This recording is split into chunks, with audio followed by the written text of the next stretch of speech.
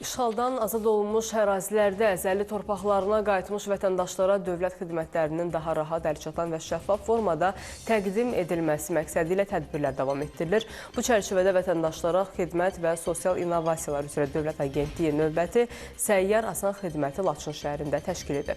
İyulun 30-na dək vətəndaşlar şəxsiyyət vəsiqələrinin verilməsi və dəyişdirilməsi, ümumi vətəndaş pasportlarının verilməsi və dəyişdirilməsi, sürücülük vəsiqələrinin dəyişdirilməsi, vətəndaş vəziyyəti aktlarının dövlət qeydiyyatı, notariat xidmətləri, əmlak xidmətləri və əmək pensiyalarının təyin edilməsi xidmətlərindən yararlana bilərlər.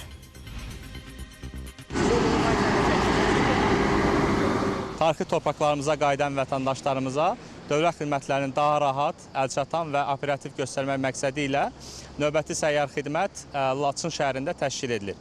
Ümumiyyətlə, işğaldan azad olunmuş ərazilərimizdə Zəngilan Ağalı kəndində, Cəbrayıl rayonunda, Xankəndi şəhərində, Ağdərənin Talış kəndində 1500-ə yaxın vətəndaşımıza səyyar xidmət göstərilmişdir.